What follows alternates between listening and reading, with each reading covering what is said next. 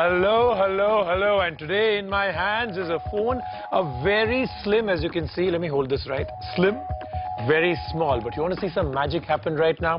Okay, don't close your eyes. Right in front of your eyes, I'm going to do this.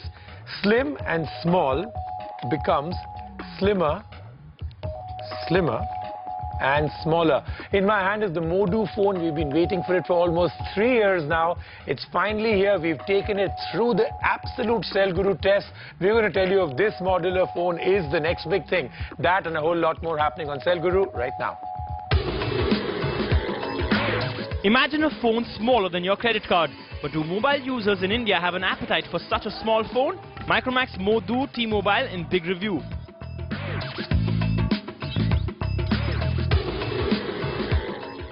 In big launches, Dell and Sharp mobile phones make their way to Indian shores. And what happened to Google plans for Nexus 2? Do you have an antivirus in your phone? The must-have mobile applications of the week by Cell Guru.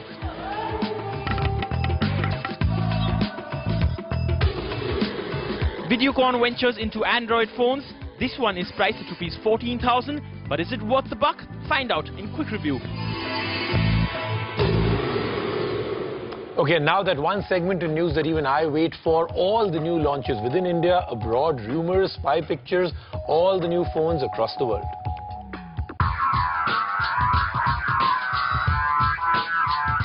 Finally, Dell launches its Android phones in India. The two models, XCD28 and XCD35, are priced at Rs 10,990 and Rs 16,990 respectively. The phones claim to come with ultra-compact form factor, smart 3D experience, Wi-Fi connectivity, and access to Android market applications. Next up, Sharp consumer electronics leader makes its foray in the Indian handset market with its 4 competitive models. The SH71110C or Tango. This flip design device comes with 5MP camera with gravity sensor and is priced at Rs 17,999 rupees, followed by SH911 popularly known as Cyborg, boasts of unique form factor with cycloid design and 3.2 megapixel camera and is priced at 16,999 rupees. The other two models are SH0037D and SH6017D, commonly known as Alice and Blink respectively. While Alice is a full-touch design, Blink is a clamshell. Rumors are surfacing of the Nexus 2 by Google. Reportedly, this Samsung design handset is said to be the first handset in the market to come running on Android 2.3 or Gingerbread as popularly known. Though Google has denied these rumors, but these whispers ain't stopping.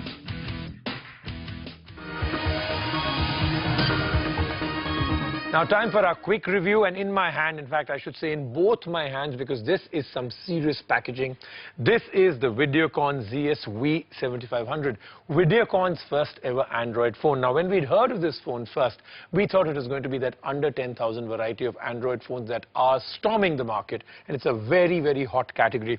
This comes for around 12,000, 12,500 in the market, but still, let's see, does it have that 2,000 rupees or more? So first, packaging, just look at what they're giving you. May not be ecologically very friendly. They are giving you a lot of paper and cardboard in it, but if you're buying something like this, it feels good. You seem to be getting something very luxurious. Here's your phone. Very good screen is the first thing I will tell you. It's multi-touch, works very well, very, very fast. The processor also kind of processes everything very fast. You don't get that bad feeling that you have to kind of really, really scratch your fingers along. It's very fast. Slim phone. Huge Android icon at the back, 5 megapixel camera with a flash. Rest of it, it is an Android phone, so it has the Android marketplace. You can get what you like. They have crammed in a lot of it already. Social networking, you're already set as soon as you buy the phone. The rest of it is pretty much the normal Android phone. Good hardware, good screen, good camera. Price, I wish it was 2,000 less, but then, as I said, the packaging is great. So we'll give this a 8.7.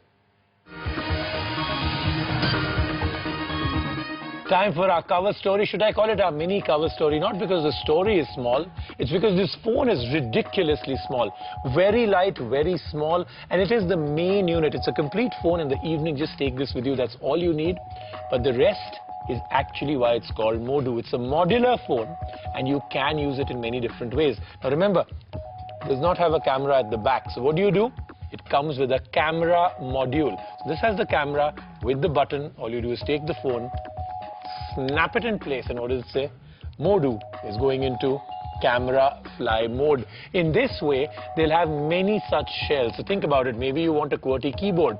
Insert the phone into a QWERTY keyboard shell and you've got that. Suppose you want this to be a camera phone with a flash, with something even more, maybe a optical zoom or an alarm clock, a radio. Many different devices have been thought of, maybe even a photo frame. So all of these will be run by the central processor of the Modu. Right now they're giving you just this, the camera part, and this strap-on if you want to use this for something like maybe running or sports or something like that. Now, lots more is supposed to come in with this. Will it not? Is an interesting story behind Modu 2. Let's find out all that's happening.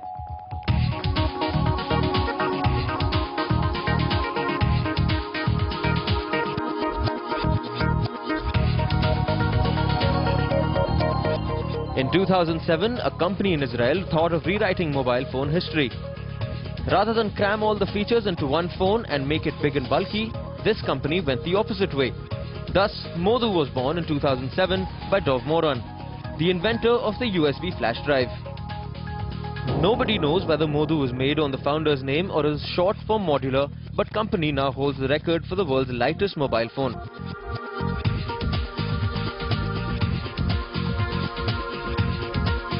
The Modu philosophy is simple. It lets users personalize their mobile looks and features by inserting it into a range of unique phone enclosures known as Modu jackets. Each Modu jacket has its own style and unique functions. In this way, the Modu phone essentially changes functionality and shape according to the user's different needs and desires throughout the day.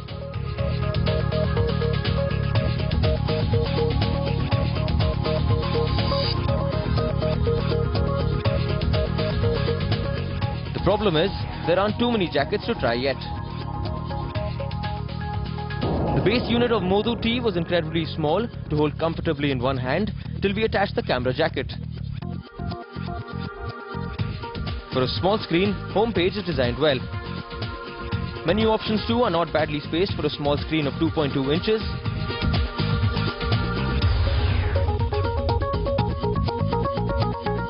Modu could have added a much needed detachable QWERTY keypad as a jacket. We now have one as we have seen it before, and which they had given one as. Text input is one disappointing experience here.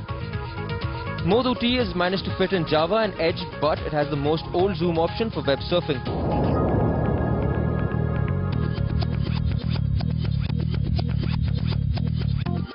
It has made good use of the small form factor by adding this armband to sportify the phone. Glad they added a music controller to the headsets.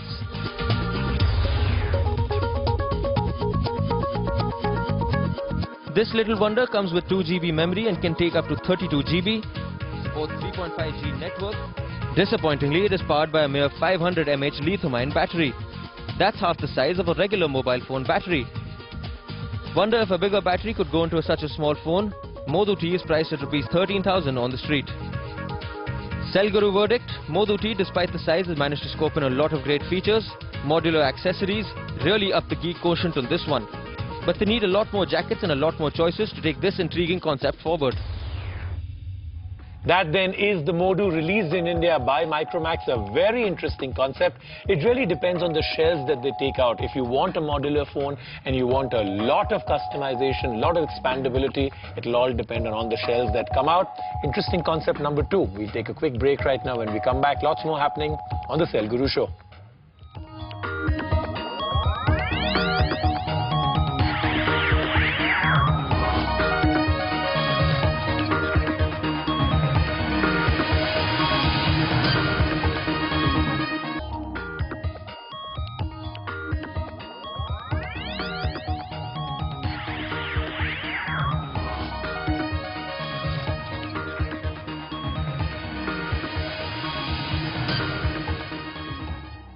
Welcome back. This is Cell Guru, and let it never be said that we don't listen to our viewers.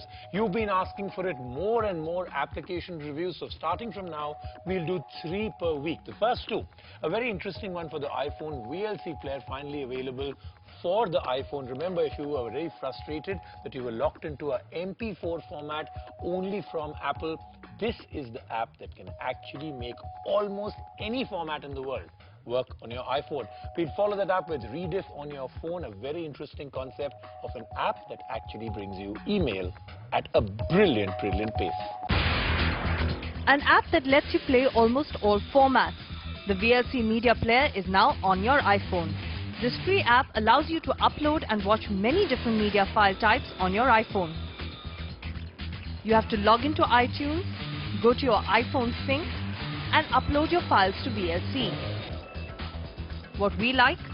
Runs on the iPhone 4, iPhone 3GS, and the recent iPod Touches. You can now delete files from the application without having to go through iTunes. Much faster decoding thanks to assembly optimizations.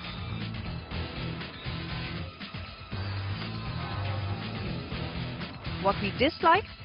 The files stored in your iPhone's iPod section can't be directly dropped to VLC, and you can't download any other format directly on the phone. Cellguru verdict, a must-have. Rediff with MTNL brings the next-gen low-cost push email service for all you mobile users. To get this service, one needs to have a Rediff mail account, which can then be set up on your phone with a service message. Just with 50 rupees, Rediff Mail NG comes with value adds like mobile push. Users can now send and receive mails, look up contacts, assign calendar tasks and set reminders from their mobiles as well as their PC. It works on all platforms including Symbian, Java and Android, and promises that this service can work almost on every phone including entry-level ones. Most importantly, Rediff Mail NG ensures secure and seamless synchronization across the phone and PC, providing benefits of BlackBerry on every phone. This surely rates high on Cellguru. And right now, to wrap up our app segment, we're going to go to Lookout, which is an Android app to see if you have any malware, spyware or viruses on your phone. I'm not too sure about this app because while it may do what it really is supposed to, but somehow or the other, viruses on a mobile phone seem to be more a situation where people are trying to scare each other than really being a proof of concept. Well, it does work. If you really need it, Lookout may be for you. An application that keeps a check on your phone and protects it from viruses and malware. Lookout, an Android app, doesn't take much time to set up. Once enabled, it checks all your files and apps for viruses. You can set the frequency as per your use for the scan. And there's also an option to back up your phone data just in case it swipes away because of the viruses. Another add-on is the missing phone service, which can locate your phone with the help of GPS and can send a loud siren as well. Let your phone get a regular checkup and ensure safer usage. A must-have for all Android users. And now our Market Watch section. Once again, we're going to go international globe-trotting for this because this time our Market Watch is from Singapore.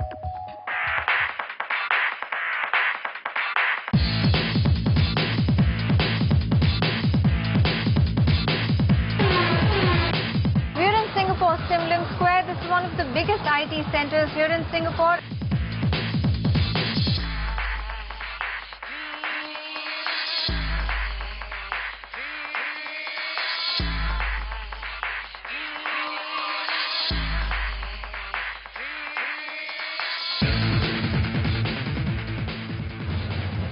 Well, there's some pretty interesting headphones over here, different shapes as well. Well, you can see this one. It's called Skull Candy. It's a weird name, of course, but maybe because it has candy colors and a skull over here. Now, what this really is there are these headsets and there is a speaker over here. So that is an interesting accessory for your phone.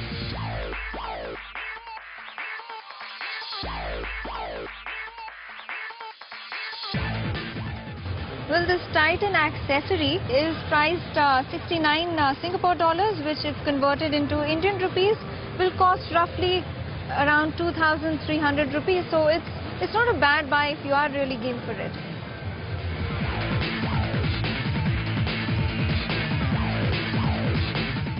Some of the phone fashion accessories that we found in the Singapore market here, they're pretty similar to what you will get in India. So there are some different designs like this crown jeweled back cover, phone danglers as well, which they're not too blingy, but they can add a bit of the glamour to the phone, which probably you're looking for. The advantage of shopping these in Singapore, you can get the back covers between 7 to 10 Singapore dollars, which is equivalent to 350 to 200 rupees only, whereas in India you would get these at double the price. And these danglers can cost you anywhere less than $2 or just 75 rupees.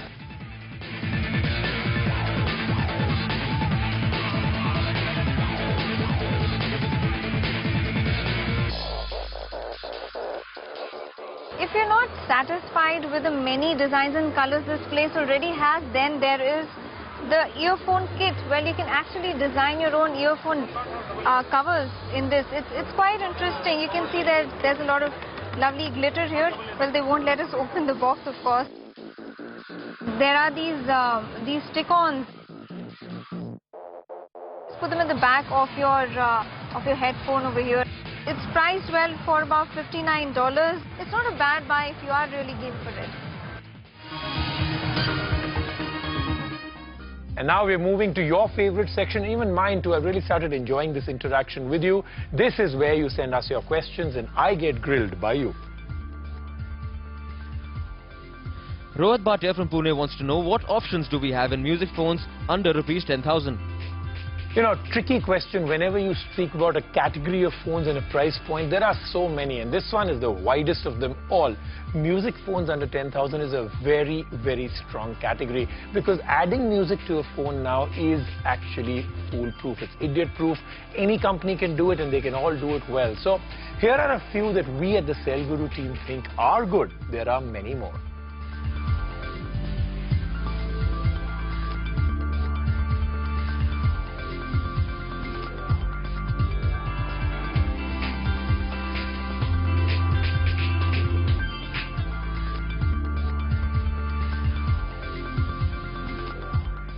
Sagar Talwar from Haryana wants to know what is the difference between capacitive touchscreen and resistive touchscreen.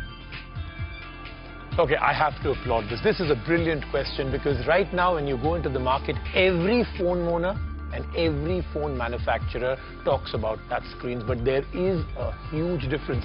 While I may take half an hour to explain the technical differences between the two, let me just make it simpler.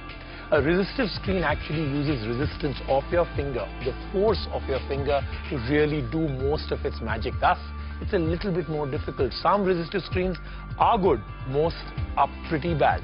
A capacitive screen is much faster, uses completely different technology. So, if you've got the money and you've seen two comparisons and there isn't much of a difference in terms of the price point, always go for capacitive. Time now for contest results. This is a biggie. This is the winner of the BlackBerry Torch. Winner of BlackBerry Torch is Savita Devi from Rewari. And now for our big contest for the small phone. We are giving away many Modu phones. Here is the contest. I really would implore you, you must enter. Your chances are good because this is really, according to me, a very interesting phone. How many grams does the Modu weigh? A. 55 grams, B. 65 grams, C. 75 grams. What jacket would you like the Modu to come up with? And here are the details to enter the contest.